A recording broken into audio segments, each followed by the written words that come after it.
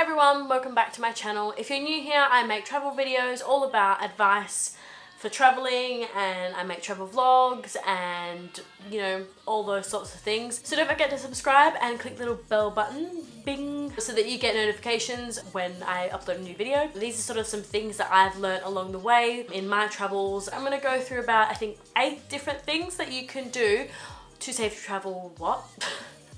8 different things you can do to save money whilst you're traveling.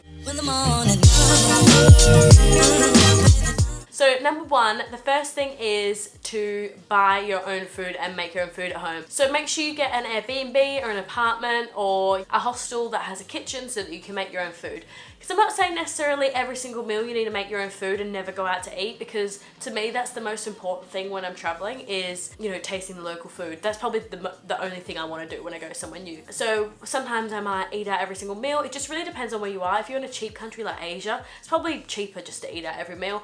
But if it's somewhere like Europe, you know, you maybe can eat lunch at home and then go out for dinner. Or if you're out and about all day long and you've had a long day and you've eaten out for lunch, you can cook dinner at home and cook something simple. So you can save money that way, and also it's just a little bit healthier, and it doesn't sort of, you don't lose the novelty of going out. I think if you go out all the time for food, it wears off after a while and it just gets a bit boring. So yeah, buy your own food and make it at home.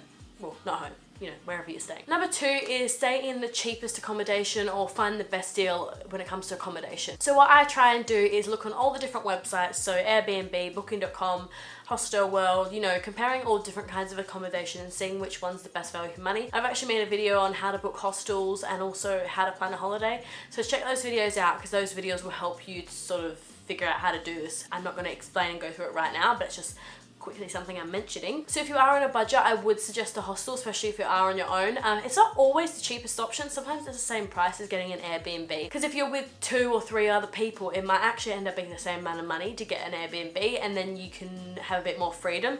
But I guess it sort of depends on what sort of holiday you want. So go with the cheapest option and find the best deals. Number 3 is sort of a general one, because it's not really whilst you're traveling, but it kind of is. I guess you sort of have to decide this before you go. It is going to cheaper destinations. So for example, Asia, whilst you're in Asia, for the most part, it's cheaper than whilst you're in Europe. Like, the spending money won't be as much. But then it also really depends on where you're living. For example, I live in the UK, so flying to Europe is really cheap for me. You know, I can spend 30 to 100 pounds on a flight just to anywhere in Europe. So I think it's just finding somewhere that's maybe closer to you that might be cheaper, or maybe if you're going for a longer period of time, flying further away to a cheaper location when you get there. Number 4 is traveling during low season. So of course we're always drawn to June, July, August in Europe, because that's the summer seasons. That's when everyone's out and about. That's when it's busy. That's when the weather's the nicest. But you know, a lot of the edges of those months, like May or April, September, October, they're also really nice as well. You know, traveling during the shoulder season or low season can make the trip a lot cheaper. Flights are a lot cheaper, accommodation will be a lot cheaper. Experiencing Europe in the winter is like a magical thing to experience. It's a whole different experience comparing it to in summer. So you can save a lot of money and travel, even though the weather maybe isn't as great. You can still have a great time and spend less money. Number 5 is walk everywhere. I feel like I've never walked so much in my life until like you're on holiday. I feel like you just can walk so many steps when you're on holiday. You just walk and walk and walk and walk, and you're miles away from where your accommodation is, but it's just the best way to explore, I think. Like, just picking somewhere and then getting on a bus, it's hard to sort of figure out where you are and, you know, look at things. Or if you're in a tube under the ground, you know, you can't see all the things that are around you. You don't find unique little spots, the cool little shops, restaurants, you know, all that sort of thing. I think it's good because walking everywhere is free, and you get to experience a lot more and see a lot more and find a lot more things and have a lot more experiences. Obviously, if you don't have that option, you know, you have to get the transport, that's fine. But, you know, walk everywhere, because it's free. Not the cheapest, it's the free option. That's why also staying in quite a central location or a good location is also a good thing as well. Maybe paying like a little bit more for a good location, then you can just walk everywhere. Number 6 is travel slower. Now, not everyone has this option, obviously, because sometimes people only have a certain amount of annual leave. If you do have the option to travel around for a few months, then that's really great, because then you can take a lot more time when it comes to transport. For example, you could get a bus that might take twice as long as a train, but it might cost you half the price. And also, like, if you have multiple stopovers instead of just one stopover or no stopover, that can be a lot cheaper as well. Obviously, you can only do that if you have enough time. Like I said, if you're only going somewhere for a few days or a week, it will really cut into your time and you probably would rather spend a bit more money. And number 7 is don't buy souvenirs and don't buy tons of crap.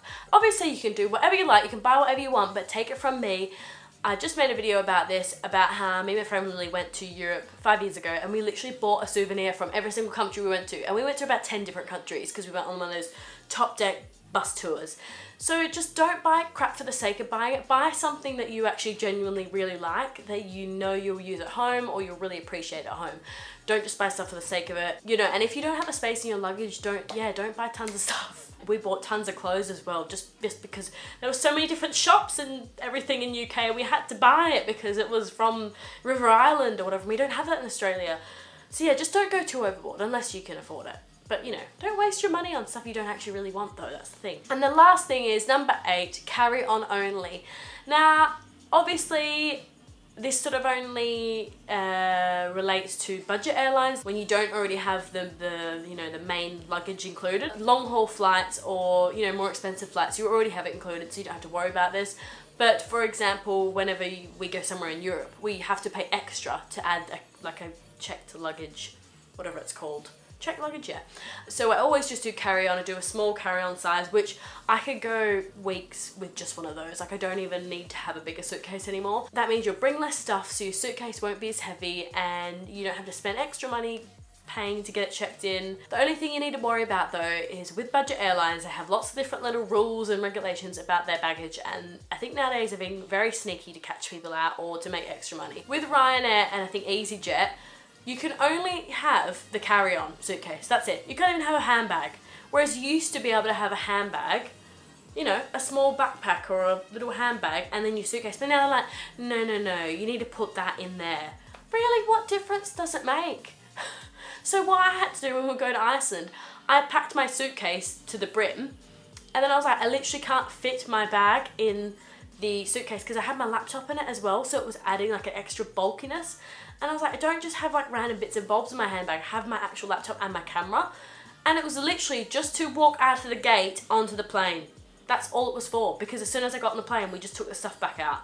So I had to give it to Joel to put in his bag because his was like a duffel bag so it could be moved and maneuvered.